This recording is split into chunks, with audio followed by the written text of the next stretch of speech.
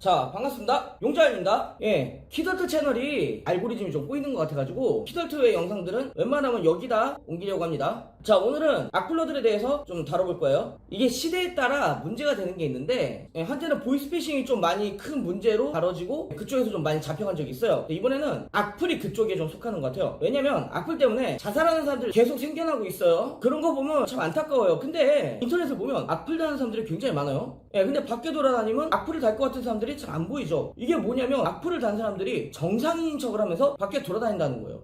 이게 어떻게 보면 되게 끔찍한 일이죠? 밖에서는 막 정상인인 척하고 예의 바른 척해. 근데 키보드 딱 잡는 순간 변해가지고 막 사람 비난을 해. 근데 비난받을 짓을 해서 비난을 한다, 이런 얘기를 하는 분들이 있는데, 뭐뭐 할 짓을 해서 내가 이랬다 하는 거는 정당화 될 수가 없는 거예요. 본인이랑 생각이 다르다는 이유로 타인을 비난해. 세상에는 여러 가지 사람들이 있어요. 이 사람들이 생각이 다 똑같을 수는 없어요. 물론 고인모독을 한다던가 뭐 살인을 저질렀다던가 그 외에 무슨 끔찍한 범행을 저질렀다던가 아니면 누가 봐도 문제가 될 만한 행동을 했을 때 이거를 가지고는 뭐라고 한다고 해도 어느 정도는 넘어갈 수가 있어요. 인터넷이 발달하면서 사람들이 커뮤니티를 많이 하잖아요. 뭐 SNS도 하고 유튜브도 하고 뭐 등등등.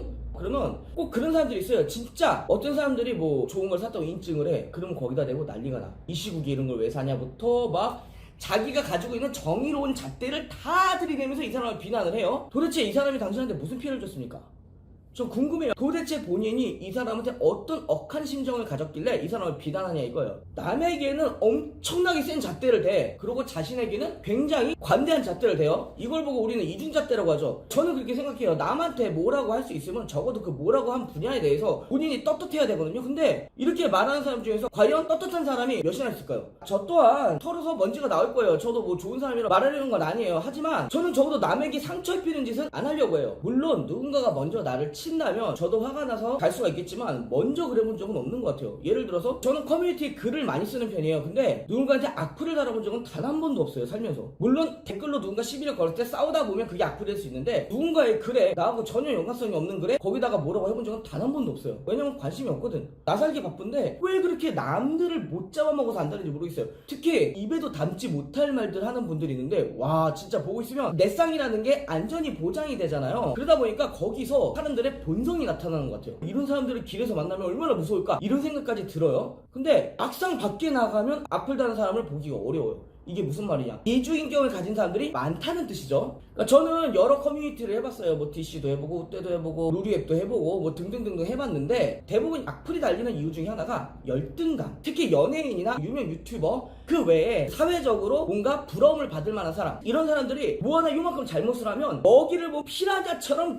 그냥 달려들어가지고 난리가 납니다. 진짜 막 연예인도 이렇게 해가지고 자살해서 죽어나갔다 소리 들을 때마다 진짜 가슴이 아파요. 저는 왜 이런 놈들 때문에 대한민국의 인재들이 죽어야 하나, 이런 생각까지 들어요. 제가 어떤 커뮤니티를 할 때는 어떤 놈이 갑자기 그냥 이유 없이 시비를 걸어요. 욕을 해요. 그래서 저는 바로 고소를 넣어버렸죠. 이 친구가 조금 운이 좋았나봐요. 누가 봐도 이거는 벌금형인데 검사님을 잘 만나가지고 기소유예도 아니고 무혐의로 끝났어요. 근데 경찰서 몇 번 왔다 갔다 하니까 무서웠는지 그다음부터 악플 안 달더라고요. 어떤 친구는 다른 사람한테 고소를 당했는데 그게 전주라고 저한테 연락을 한 거예요. SNS에도 그렇고 저는 연락처를 좀 적어놔요. 이게 걱정하는 것 같아가지고, 아 그래 당신이 욕한 수위는 내가 볼 때는 무혐의가 될 가능성이 높다, 그렇게 얘기를 해줘요. 안심을 시켜줘요. 그러면 어느 날 갑자기 와가지고 저를 까기 시작해요. 고소해봐야 무혐의인 거 나도 알고 있다, 지나가던 초딩들도 알고 있다면서 저를 막 꼽주기 시작하는 거예요. 근데 고소를 당해보니까 욕은 못하면서 꼽을 주면서 조리돌림을 하려고 하더라고요. 이게 지금 우리나라 인터넷의 현실이에요. 그러다 보니까 인터넷법이 많이 강해지고 있어요. 근데 더 강해져야 돼. 어떤 사람은 그 얘기예요. 모욕죄는 사라져야 되나 엉터리 죄다. 그 얘기 왜 하는 것 같아요? 남들한테 악플을 달기 때문에 하는 말이에요. 악플을 안 달면 안 될까요? 인터넷에서 이 사람 싫으면 블라인드 하면 돼요.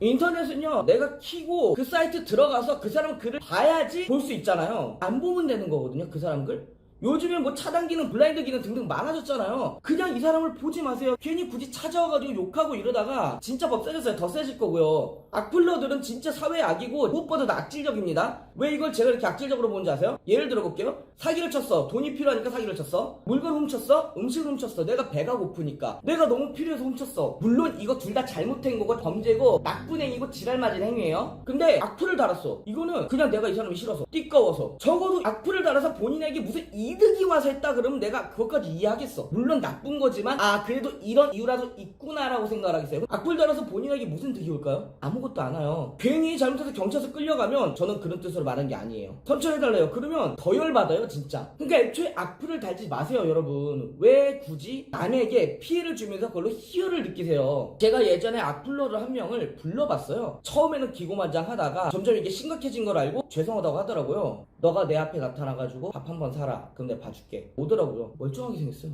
진짜 악플을 달 거라고 1도 생각이 안 드는 애가 나왔어요. 물어봤어요. 야 너 형한테 왜 악플 달았니? 물어봤더니 그냥 보이니까 달았대요. 이게 이유예요. 그냥. 그리고 죄송하다고 하는데 보냈어요.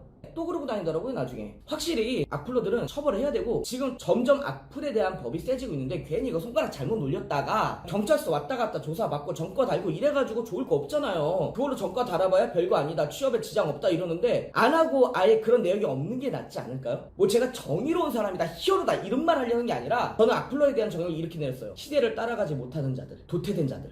대세가 바뀌고 있잖아요. 악플에 대한 규제가 세지고 있어요. 조금만 검색해봐도 알 수 있어요. 근데 이걸 모르니까 행하는 거 아니에요. 그쵸? 왜 스스로를 도태된 사람으로 만드세요? 이제 인터넷에 있는 익명성이 당신을 지켜주지 못해요. 그러니까 당신이 장난으로 놀린 손가락 하나에 사람 하나가 자살할 수도 있습니다. 살인자로 살고 싶으세요? 다음 편은 제가 악플러를 고소하는 방법에 대해서 이야기를 할 거예요. 예, 그럼 용지안이었습니다.